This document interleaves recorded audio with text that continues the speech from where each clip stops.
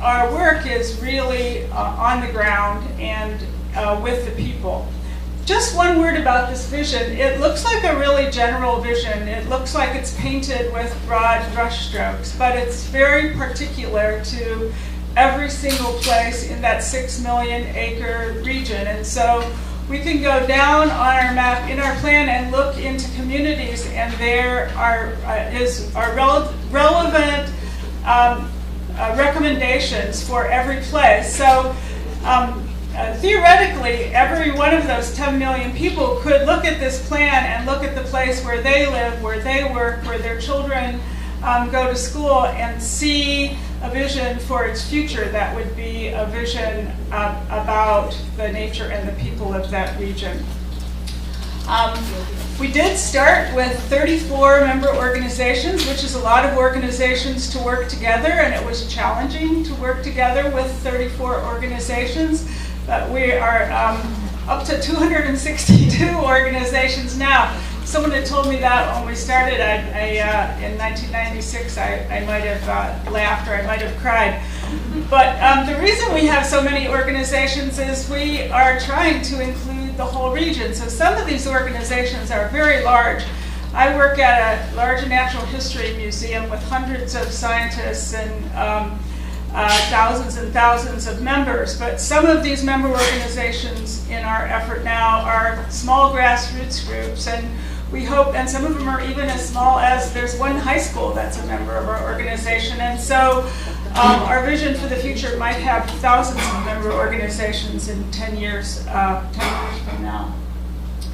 These are the issues that we work on, and they certainly all have ethical dimensions to them. You've heard about climate, and we need to continue to think and talk about climate.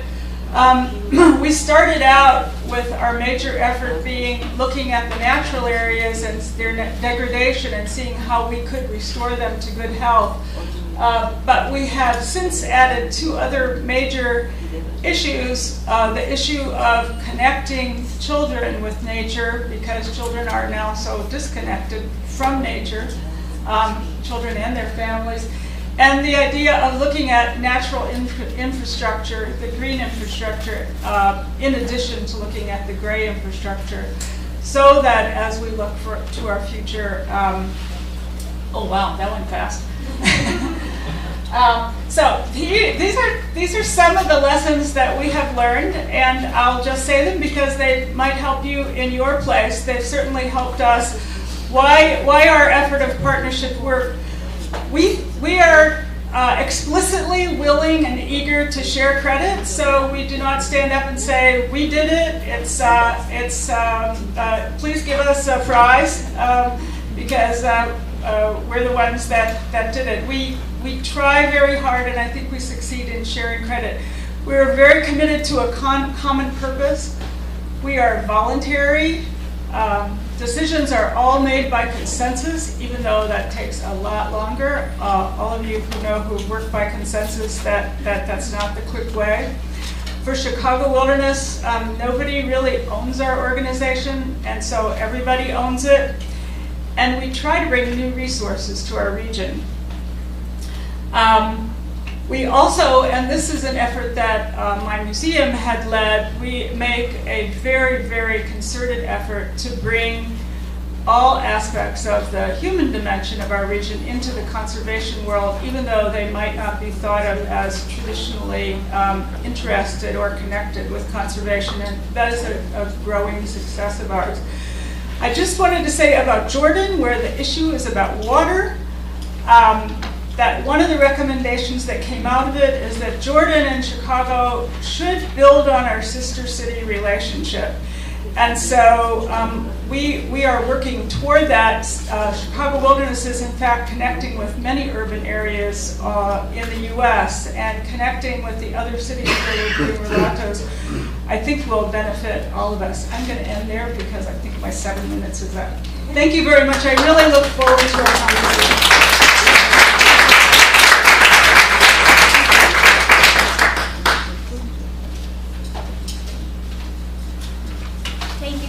Dr. Ross. I now introduce Dr. Regina Omar, Chief Director and Head of Integrated Coastal Management for the Republic South Africa. Dr. Omar.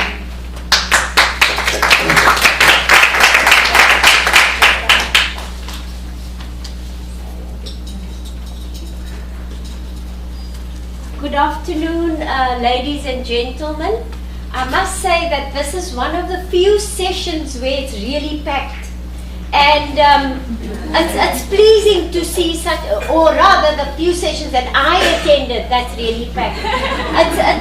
It's rather pleasing because I think ethics in this whole conference has been sort of marginalized.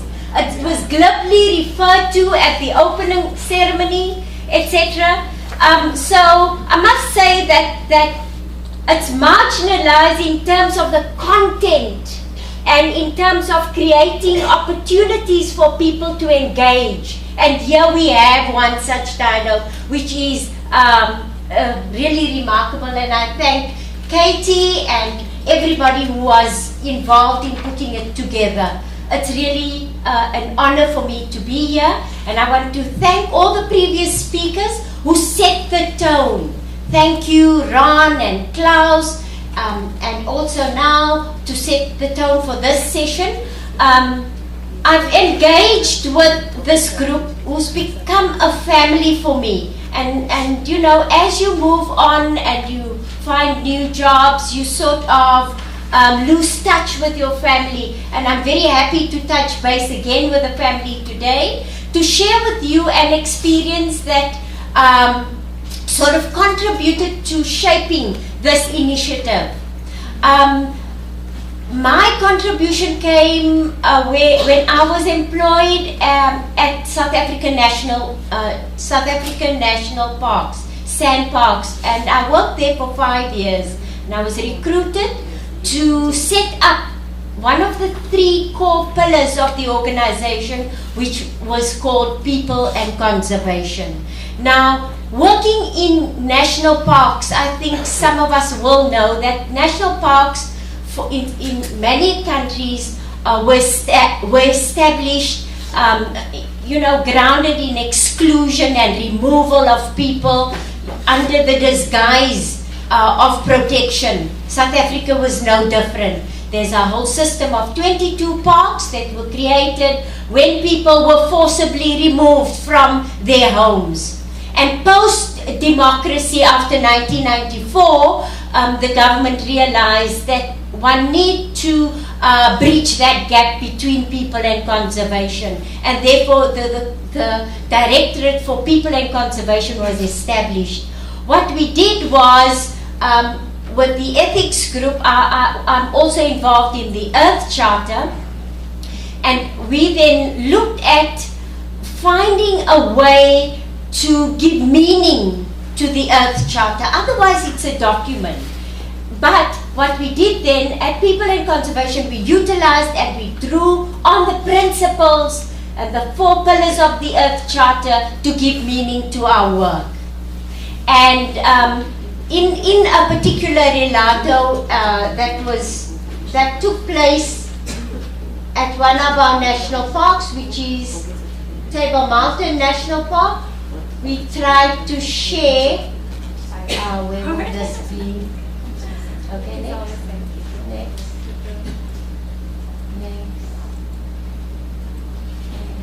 It'll be after this. I'll mediate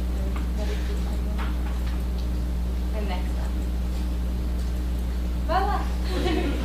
Okay, so we held this gathering in 2008 where we brought people from most of our parks together to share with us what they were doing in the area of people and conservation, which, as I said, was created to bridge the gap between what is happening in the park, fundamentally conservation of nature and culture, and the people living in and around our parks.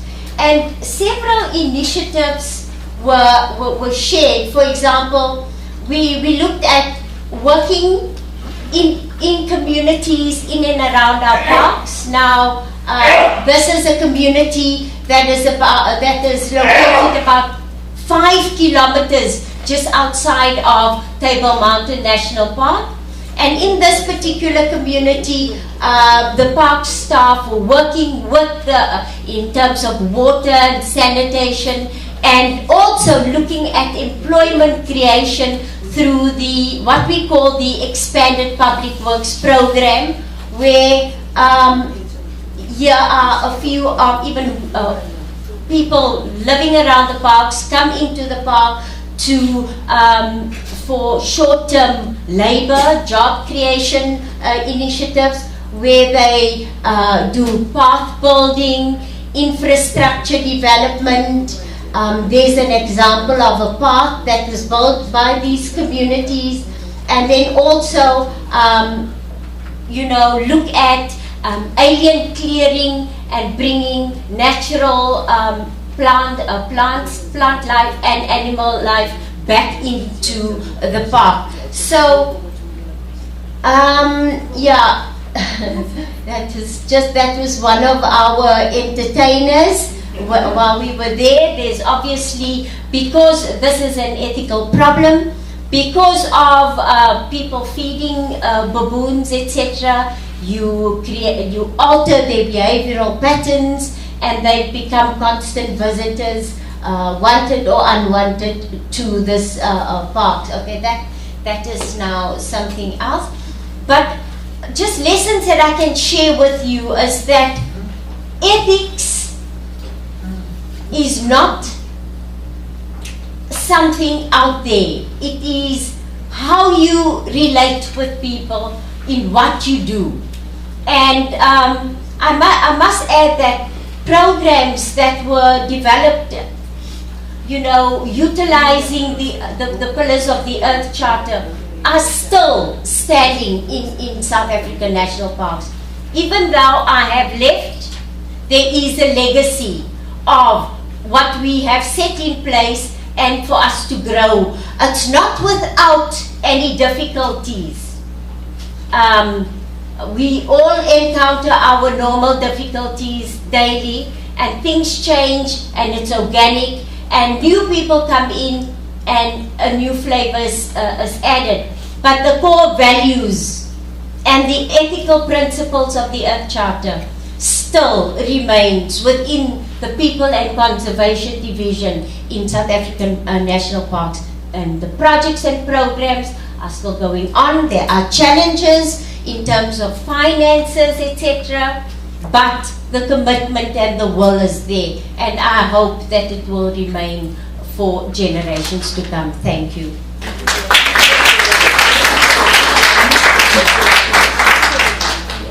Thank you so much, Dr. Omar. And now I welcome, with great honor, Ms. Cassandra Candee, who is the Renaissance woman. She is the CEO of the United Urban Network, Incorporated, out of Gary, Indiana. And just, you'll have to hear her story, but welcome, Cassandra.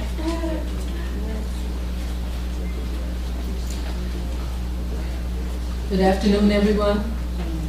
My name is Cassandra A. Candee, and of course, I'm from the United States, and I live, excuse me, in the Chicagoland area. But I am particularly, I guess you could say, from a place that most people know as the home of the Jackson 5. I'm from Gary, Indiana. So, every time we go to Rolado and I say Gary, and, the crowd is just hushed before they say Gary, and it's like, ah. The thing is that most people don't know that that's not the only thing that we're known for. I live right on the lakefront, so I'm right there on Lake Michigan, which is Lake Michigan is one of the only 5 Great Lakes that's located entirely in the United States. We are the second largest of the Great Lakes. We are also the Great Lakes does happen to have the largest surface freshwater system on Earth. And you would think the fact that we provide 84% of North America's fresh water, that we would take better care of what we have, but we don't. We even provide 21% of the world's supply of fresh water, but we still don't take very good care of our own. I also live on the lakeshore, National Lakeshore of Dunes, and it is a 15,000 acre diverse ecosystem. There are more species of orchid where I live than there are in Hawaii, which most people don't know who live there. There are more than 350 bird species there, which in fact we have more bird species in that area than any of our other larger national parks in the United States. But we also have 90 more endangered species, which means just like you, we're encountering very much of the same thing. Now here's the problem with a lot of things that is happening.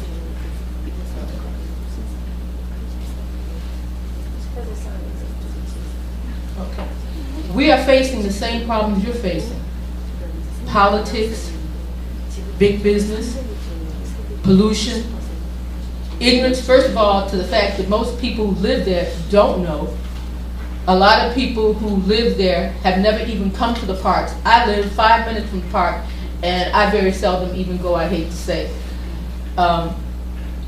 We are very much always divided between the haves and the have-nots and the agendas as to why even people even get together to even acknowledge that we have such a wonderful, and are blessed to have such a wonderful system that we have there in the Lake Michigan area.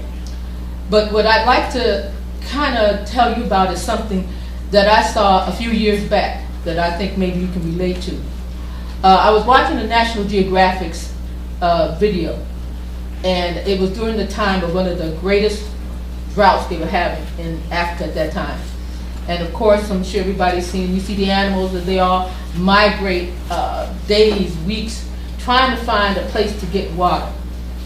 So usually when you see things like this, it's beautiful to see the animals, it's beautiful to see all this, but you know that they are in a state of survival.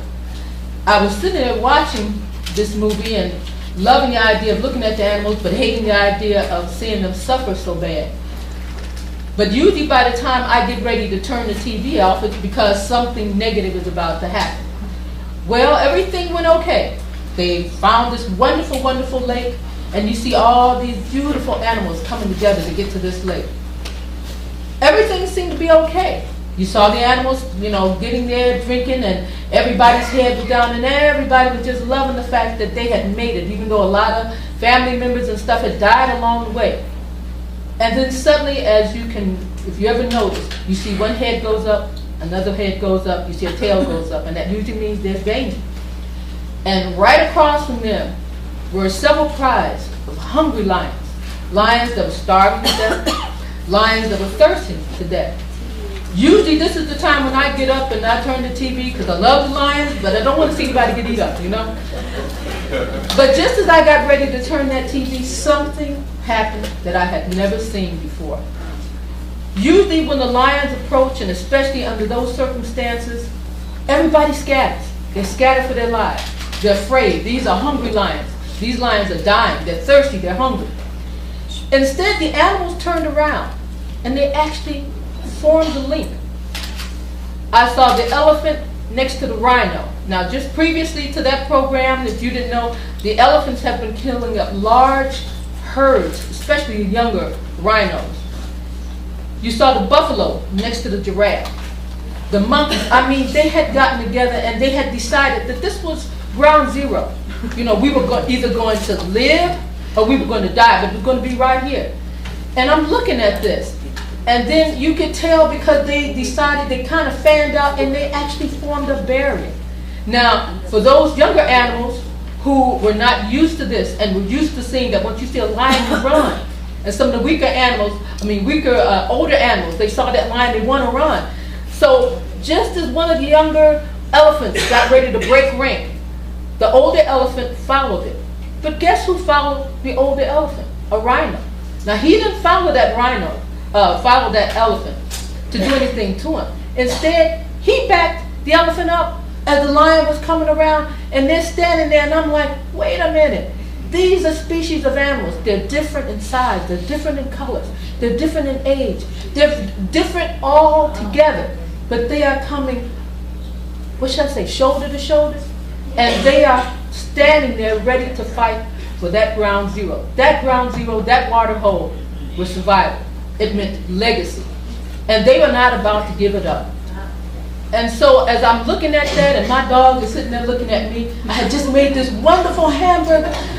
And you know, I had piled up all this stuff on it. But after looking at those animals, you know, I took everything off of it and I gave my cheeseburger to my dog. Because you know what? I'm serious. Right then and there, you know what? I had a profound respect for the animals for doing something we couldn't even do in our communities. We can't come together for anything. You know, if it's not, this one's not the right color, this one doesn't wear the right color, this one's not from the right high school. You know, this politician moved across the street, but now he's in a different district.